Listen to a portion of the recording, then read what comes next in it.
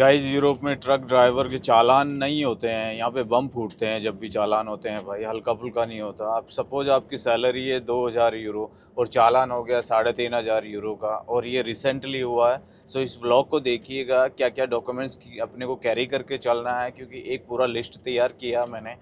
दूसरा, किस वजह से, कौन से डॉक्यूमेंट्स की वजह से इस बंदे का 3,500 यूरो का, यानी कि इंडिया के 3.5 लाख रुपए का चालान हुआ। सो भाई ये नॉर्मल बातें हैं यहाँ पे।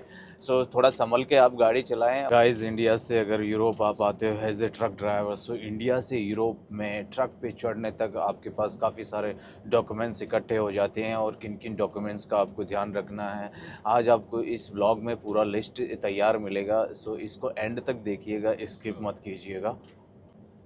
हे guys, good morning, welcome back to my new vlog. So आज के व्लॉग में गाइस, जैसा कि थंबनेल से आपको पता चल रहा है, एक डॉक्यूमेंट्स का लिस्ट मैंने आप लोगों के तैयार किया है, क्योंकि बहुत सारे सब्सक्राइबर्स का क्वेश्चन था कि भैया आप हमें एक डॉक्यूमेंट्स रफली आप बताइए, इंडिया से यूरोप आने तक, ट्रक पे पहुंचने तक क्या क्या डॉक्यूमेंट्स की ज़रूरत होती है, क्योंकि आप लोगों का ज्ञान उस समय धरा रह जाता है यहाँ पे जब बॉर्डर पे सिक्योरिटीज़ आपको चेक करती है, या पुलिस कहीं पे भी आपके डॉक्यूमेंट्स चेक करती है ना। सो उस समय आप हाबड़ तोबड़ में इधर उधर हो जाते हो, डॉक्यूमेंट्स कहीं के तो मिस भी हो जाते हैं, लेने देने में गिर जाते हैं इधर उधर। तो आपको एक लिस्ट के तहत आपको हमेशा ध्यान में रखना है कि क्या क्या डॉक्यूमेंट्स आपको इंडिया से यहाँ तक पहुँचने तक क्या क्या डॉक्यूमेंट्स कैरी करने हैं। सो चलते हैं स्टेप बाय स्टेप। इंडिया में सबसे पहले गाइस, आप जब भी फाइल अप्लाई करते हैं, सो सबसे पहला डॉक्यूमेंट्स होता है आपका आपका मार्कशीट होता है, आपका पासपोर्ट होता है, और आपका एक्सपीरियंस सर्टिफिकेट होता है। इन तीनों चीज़ों को जब आप किसी एजेंसी या डायरेक्ट कंपनी के एचआर को फॉरवर्ड करते हैं, तो इन्हीं के बिहाफ पे आपको आपका ऑफ़र लेटर मिलता है, ठीक है, आपका इंटरव्यू होता है। इसके बाद में आपके सारे डॉक्यूमेंट्स जो होते हैं वो वेरिफिकेशन में जाते हैं। हेलो वेरिफिकेशन, जो भी एजेंसीज होती है इंडिया में वेरिफिकेशन करती है, उसके थ्रू होता है। उसके बाद में आपका मेडिकल होता है, आपका इंश्योरेंस रेडी होता है, फ़्लाइट टिकट होता है, और इन्हीं के बिहाफ पे आपका एक अपॉइंटमेंट मिलता है आपको एम्बेसी में जाने के लिए। एक बंच फाइल तैयार होती है जिसके बिहाफ पे आपको जाना है, जहाँ पे आपका पैन कार्ड भी लगता है, आपका आधार भी लगता है, आप रेजिडेंट हो या नहीं इंडिया के, जिस भी कंट्री से आप आ रहे हो। सो यहाँ तक आपके डॉक्यूमेंट्स ये ज़रूरी होते हैं। दूसरा, एक एजेंसी और कंपनी आपको एक लेटर, कवर लेटर प्रोवाइड करवाती है कि आप यूरोप में जिस भी कंट्री में आ रहे हैं, वहाँ आने के बाद में उस कंपनी के तहत आपको एक 1 साल का एग्रीमेंट होता है। उसमें आपको अराइवल होने पे एयरपोर्ट पे कुछ दिन के लिए ट्रेनिंग दी जाती है, आपको एकोमोडेशन प्रोवाइड किया जाता है, क्योंकि एजेंसी जो एम्बेसी होती है वीएफएस, वो हमेशा आपका यही चेक करती है कि वहाँ जाने के बाद में आप भगोड़े तो नहीं हो जाओगे। सो गाइज, आपको एयरपोर्ट पे पहुँचने तक आपको एक तरह से ये सारे डॉक्यूमेंट्स रेडी कर रखने हैं, एक ओरिजिनल पीडीएफ के थ्रू और फिजिकल पेपर में, कि आपका ऑफ़र लेटर, आपका एग्रीमेंट, आपका आधार कार्ड, आपका पैन कार्ड, आपका पासपोर्ट, आपका मेडिकल इंश्योरेंस, आपका एयर टिकट, आपका एकोमोडेशन और से रिलेटेड एक कवर लेटर। सो ये चीज़ें आपका एयरपोर्ट तक होना चाहिए। जैसे ही एयरपोर्ट पे आप दिल्ली एयरपोर्ट पे पहुंचोगे, तो वहाँ पे भी इंक्वायरी हो सकती है इंडिया के किसी भी एयरपोर्ट पे जहाँ से आप टेक ऑफ करते हो। उसके बाद में यूरोप में जिस भी एयरपोर्ट पे आप लैंडिंग करते हो, वहाँ पे इमिग्रेशन ऑफिसर आपको पूछ सकते हैं। इसके बीच में अगर आप कनेक्टिंग फ़्लाइट लेते हैं, जैसे कई लोग पोलैंड के थ्रू आते हैं, दूसरी कंट्रीज़ में जाते हैं, तो या फिर इस्तांबुल तुर्की, वहाँ का एयरपोर्ट भी बहुत बड़ा एयरपोर्ट है, एशिया में सबसे मिडिल हाईएस्ट एयरपोर्ट है एरिया वाइज और सिक्योरिटीज़ और सिस्टम वाइज, मतलब कई किलोमीटर्स में फैला हुआ। तो वहाँ पे भी आपको क्या है, सिक्योरिटी चेकअप के थ्रू जाना पड़ सकता है। सो वहाँ पे क्वेश्चन आंसर होते हैं, और आपका पासपोर्ट देखा जाता है, और उसी के बाद में आप आगे बढ़ते हैं। रही बात गाइज़, अब आगे बढ़ते हैं, थोड़ा सा आपको मैं सिनेरियो दिखा दूं। अभी हम इटली के अंदर है, वेनिस क्रॉस किया हमने। आप फार्मिंग देख सकते हैं, ज़बरदस्त। देखो, मूंग का दाल टाइप का, काला दाल का फसल लगा रखा है। इधर आगे ये मक्का का खेत है, पानी का स्प्रिंकलर देखो किस तरह से पानी ये प्रिजर्व करके रखता है, मतलब लिमिटेड एरिया वे में पानी यूज़ करते हैं, अपनी तरफ पूरे खेत नहीं भरते हैं जो इंडिया में अपन करते हैं ना। इंडिया में भी ये एक ड्रिप सिस्टम चालू होना चाहिए, जिसकी वजह वजह से लिमिटेड वाटर अपन यूज़ कर सकें। सो गाइज अभी बढ़ते हैं यूरोप में आने के बाद में किन किन डॉक्यूमेंट्स की ज़रूरत पड़ती है। सो जैसे ही आप एयरपोर्ट पे पहुंचते हैं, कंपनी रिप्रेजेंटेटिव आपको पिकअप करते हैं या आपको डायरेक्ट टैक्सी लेके उनके एकोमोडेशन जाना है, जहाँ पे भी आपको एड्रेस पता दिया गया है। वहाँ पहुँचने के बाद में सेकेंड और थर्ड डे आपको कंपनी के HR या वहाँ के रिप्रेजेंटेटिव के सामने प्रेजेंट होना पड़ता है। वो आपके सारे ओरिजिनल डॉक्यूमेंट्स चेक करते हैं, आपका इंश्योरेंस रेडी होता है। यहाँ पे आने के बाद में आपका कंपनी की तरफ से एग्रीमेंट और इंश्योरेंस रेडी होता है, उस पर आपके ओरिजिनल इनिशियल की लिए जाते हैं, यानी कि सिग्नेचर लिए जाते हैं। उसके बाद में आपका 95 कोड का सबसे पहले क्लासेस चालू होता है।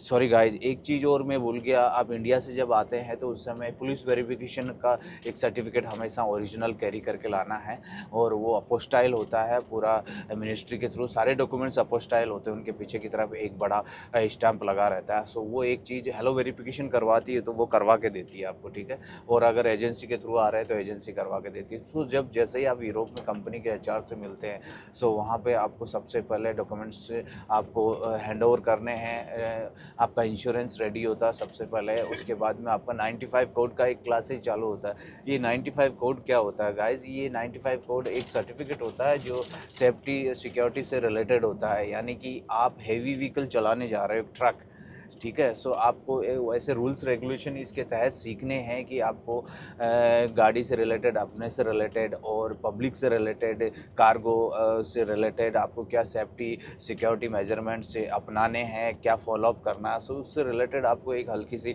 ट्रेनिंग दी जाती है। इसमें एक चीज़ है कि अगर आपका इंडिया का लाइसेंस 2009 से पहले का है तो आप एक शॉर्ट कोर्स में जाते हो, यानी कि 7 डेज़ का आपका ट्रेनिंग होता है। सुबह आना है, दोपहर तक आपका पढ़ाई होता है, वो कंपनीज़ खुद भी करवा देती है। अदरवाइज यहाँ के RTO जो CSDT होते हैं, वहाँ जाके आपको वो कंप्लीट करनी है। अगर 2009 के बाद का आपका इंडिया का हैवी लाइसेंस है तो उसके बाद में आपको थोड़ा लॉन्ग प्रोसेस में जाना है, यानी कि आपका जो 7 दिन का क्लासेज वो हो सके 15 दिन का क्लासेज हो। सो 7 दिन का जिसने कोर्स किया है यहाँ पे शॉर्ट कोर्स, उसका 95 जो कार्ड है वो आ जाता है 10 दिन के अंदर, 15 दिन के अंदर। 15 डेज़ वाले का आता है महीने भर में गाइज। सो ये एक सर्टिफिकेट चिप कार्ड मिलता है 95 कोड, उस पर नंबर होते हैं, जैसे ATM कार्ड होता है ना। सो सबसे पहला ये डॉक्यूमेंट्स के लिए आपको ट्रेनिंग दी जाती है यहाँ पे। उसी के साथ में आपका प्रोसेस TRC का भी चालू हो जाता है।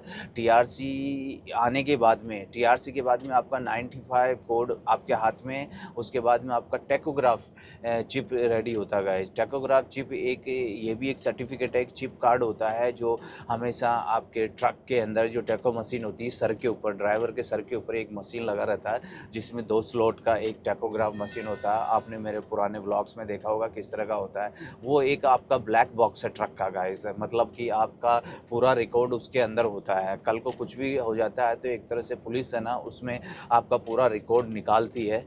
अभी थोड़ा सा देखिए आप, यहाँ पे हम इटली के अंदर आ गए हैं, इटली में चल रहे हैं, आ क्या गए हैं, बोलोगना की तरफ जा रहे हैं। अभी हमारा डेस्टिनेशन करीब 800 किलोमीटर है गाइस। सो आज भी हम कोशिश करेंगे, कंपनी अगर लेट नाइट या 24 आवर्स के हिसाब से खुली हुई है तो हम आज अनलोड करेंगे, अदरवाइज़ तो आज भी हम शाम को कंपनी के आसपास जाके हम खड़े रहेंगे और कल सुबह हो सकता है हम लोग अनलोड करें।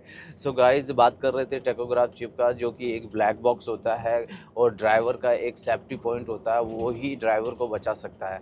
आप अगर कुछ भी वायलेशन करते हैं तो वो आपको अंदर भी डाल सकता है, और कहने का मतलब जेल के अंदर, और बड़ा वायलेशन होता है तो, या फिर आपको फ़ाइन भी मिलते हैं उसके थ्रू अगर आप वायलेशन करते हैं तो। क्योंकि पुलिस आपके वर्बली कहने से कभी भी भरोसा नहीं करेगी।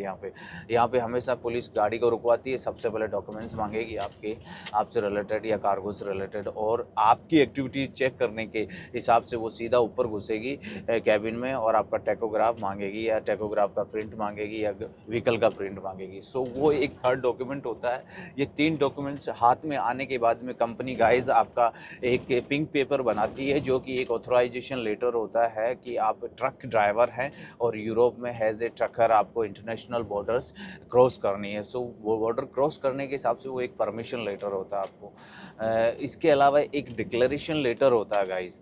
डिक्लेरेशन लेटर होता है हर कंट्री का, उसमें आप जो ट्रक चला रहे होते हो उसकी एक डिटेल होती है और आपके सारे डॉक्यूमेंट्स की उसमें डिटेल होती है। सो आजकल वो बारकोड के साथ में भी आता है। दूसरा फिजिकल एक दो कंट्री का रिक्वायर्ड होता है कंपलसरी, जैसे ऑस्ट्रिया, फ्रांस, समझ रहे हैं, इन कंट्रीज़ का, स्वीडन, इन 3 कंट्रीज़ का फिजिकल पेपर चाहिए। बाकी आप ऑनलाइन भी दिखा सकते हैं कंपनी के फ़ोन में या अपने फ़ोन में। डिक्लेरेशन लेटर बोलते हैं गाइस।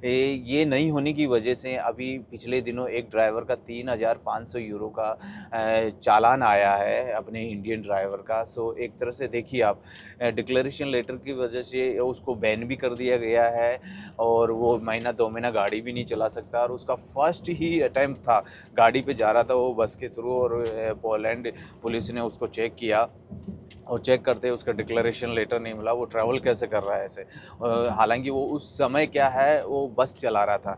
सो जिस बस से हम आते हैं, क्योंकि वो ट्रक लेके कंपनी से नहीं आ रहा था, उसका ट्रक जर्मनी में कहीं खड़ा था जहाँ पे आके उसको ट्रक लेना था और पुराना ड्राइवर वापस बस से जाना था। सो इस तरह से उसको 3500 यूरो का चालान मिला। अभी देखिए शुरू में आते ही अगर इस तरह का टिकट मिल जाता है, तिलक मिल जाता है, तो ड्राइवर वैसे ही हॉफलेस हो जाता है कि यार मैं यहाँ कमाने आया हूँ या इनका पेट भरने के लिए आया हूँ। 3500 यूरो का मतलब एक फर्स्ट कैटेगरी का ड्राइवर का भाई 2 महीने का तनख्वाह मोटा मोटा। अभी वो तो एज ए स्टूडेंट पे आ रहा था या ट्रेनिंग पे आ रहा था, सो उसका तो 3 से 4 महीने का सैलरी है। सो ये थोड़ा सा होपलेस पॉइंट होता है। सो गाइस, जब भी आप यूरोप में आएँ तो ऐसे हाबड़-तोबड़ में ऐसे जल्दबाजी नहीं करें। सारे डॉक्यूमेंट्स आप अपने चेक करके रखें एक बंच में और एक फ़ाइल के अंदर, ताकि कभी भी आपको पुलिस चेक करती है तो बड़ी पोलाइटली वे में आप उनको प्रेज़ेंट कर सकें अपने डॉक्यूमेंट्स, घबराएँ नहीं।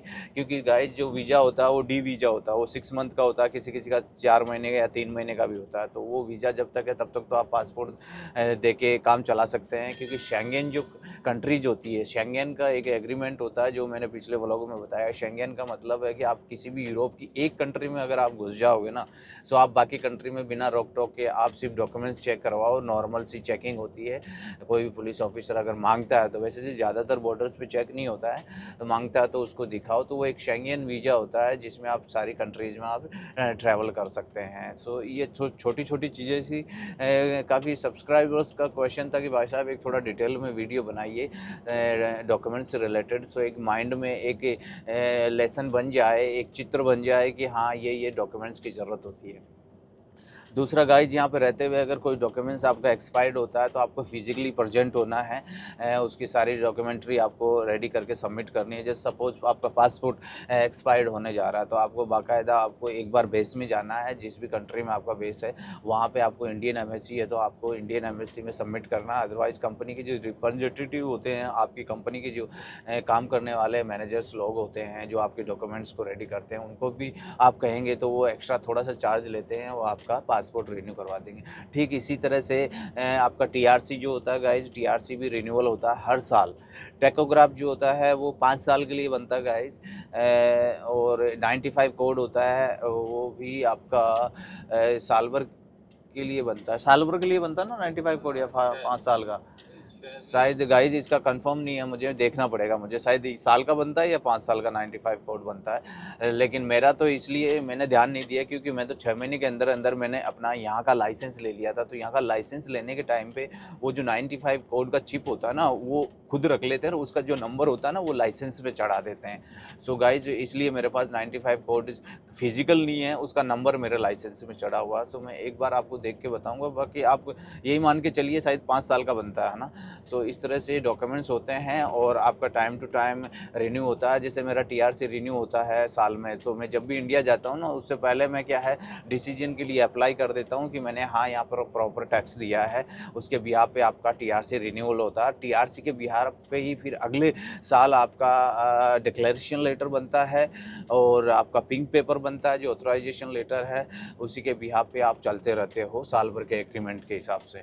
सो गाइस, ये छोटी सी इन्फॉर्मेशन थी। I hope you like this vlog. देखिए पाइप के साथ में खेत में है, मतलब स्प्रे करने के लिए वाटर का। हम आज छोटी सी रोड से जा रहे हैं गाइस, ये बोलोगना की तरफ जा रहे हैं, हम बाहर ही जाएंगे नीचे की तरफ। सो वही लंबा टाइम लग जाएगा हमें। येलो कंस्ट्रक्शन है, यानी कि ये अंडर कंस्ट्रक्शन है ये रोड। डाइवर्ट किया हुआ। सो थोड़ा सा एक्स्ट्रा ऑर्डिनरी के साथ में आपको गाड़ी चलानी है। गाड़ी चलाना बड़ा स्मूथ है गाइस यहाँ पे। ट्रक जो ड्राइविंग है ना, एकदम हाइट पे बैठते हो, मेरे को कभी और मेरे साथ वालों को कभी ये फील ही नहीं हुआ कि एकदम हार्ड वर्क है। अभी देखिए कल शाम को हम 10 बजे रुके थे, खाना वाना बनाया, सब्जी थी हमारे पास, चपाती बनाई, गरम चपाती खा के सोए, और सुबह हम 6 बजे उठे, फ्रेश व्रेश हुए और चाय वगैरह पी के हम सीधा, हल्का सा सब्जी ख़त्म थी, तड़का लगा लिया मैंने प्याज व्याज काट के। सो एक क्विकली हमारा एक्शन हो गया। अब गाड़ी जब भी 10-11 बजे कार्ड चेंज करेंगे इन पाजी का, मेरा जब टर्न आएगा, सो उस समय हम फटाक से चपाती खा के, खाना खा के हम आगे निकल लेंगे। सो एक टाइम शेड्यूल भी होता है, आपको कवर करना है। सो गाइज मिलते हैं, व्लॉग लंबा हो जाएगा, मिलते हैं अगले व्लॉग में। तब तक के लिए खुश रहिए, स्वस्थ रहिए। Thank you so much.